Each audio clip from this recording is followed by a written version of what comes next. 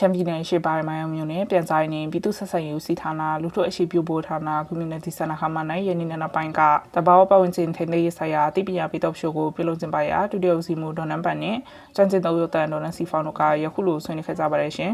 မင်္ဂလာပါအမရဲ့မင်္ဂလာပါညီမရဲ့ဟုတ်ကဲ့ဒီကနေ့ပြုလုပ်မဲ့ top show နဲ့ဆွေးနွေးမဲ့အကြောင်းအရာကိုအမကပြောပြပေးပါအောင်ရှင်ဟုတ်ကဲ့ပါတဘာဝပတ်ဝန်းကျင်ထိန်းသိမ်းရေးဆိုင်ရာတိပညာပေး top show ဖြစ်ပါတယ်ဆွေးနွေးမဲ့အကြောင်းအရာကတော့ TikTok နဲ့ပတ်ဝန်းကျင်ညာတီဥတူပဲဖြစ်ပါတယ်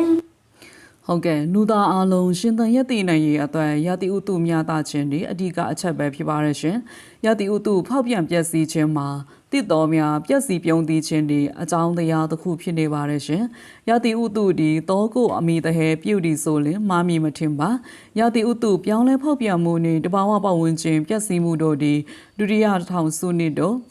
ကူးပြောင်းချိန်တွင်ကဘာကြီးကိုတိတာထင်ရှားစွာချင်းချောက်လာသည့်ပြဿနာဖြစ်နေပါတယ်ရှင်။ရာသီဥတုပြောင်းလဲဖောက်ပြန်မှုကြောင့်တဘာဝပတ်ဝန်းကျင်ထိခိုက်ခြင်းနှင့်လူသားတို့အတွက်သီးနှံစိုက်ပျိုးထုတ်လုပ်မှုကျဆင်းစေခြင်းသီးနှံအဖျက်ပိုးများပေါက်ပွားနှုန်းမြင့်မားလာစေခြင်းစီဝါမျိုးစိတ်အချို့မျိုးတုံးပျောက်ကွယ်ခြင်းလူသားတို့ကျန်းမာရေးကိုထိခိုက်စေသည့်ပိုးမွားများပေါက်ပွားရဒေတာများကျပြားလာခြင်း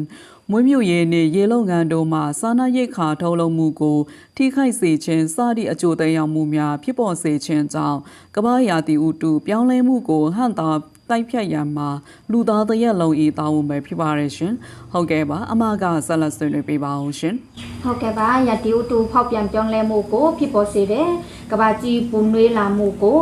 မန်လုံအင်းအနိတင်ဖြစ်ရခြင်းဟာမန်လုံအင်းတဲ့ငွေများတိုးပွားလာခြင်းကြောင့်ဟူဆိုပါတယ်တဘာဝပတ်ဝန်းကျင်နဲ့ကေဟစနစ်ကိုထိခိုက်ဆုံးရှုံးမှုနဲ့နိုင်သမျှအနည်းဆုံးနဲ့တဘာဝပတ်ဝန်းကျင်မပျက်စီးမထိခိုက်စေရေးကျိုးပန်းစွမ်းဆောင်ကြရမှာဖြစ်ပါတယ်ယမနိုင်ငံမှာ TikTok တရားစာတာပေါ်များကြွယ်ဝတော့လဲကမ္ဘာ TikTok ကြီးများနေတူမိမိတို့နိုင်ငံရှိအမြဲစင်း TikTok တောင်ပေါ် TikTokရက်ပြက် TikTok တီရတော်များတဆယိုယွန်းပျက်စီးလာနေပါတယ်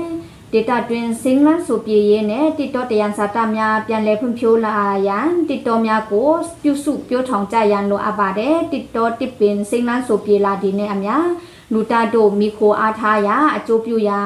တဘာဝပတ်ဝန်းကျင်နဲ့ရှင်တန်ဖွံ့ဖြိုးလာမည်ဖြစ်ပါကြောင်းဆွေးနွေးလိုက်ရပါတယ်ရှင်။မကတော့ဝေခိုင်းပါရှင်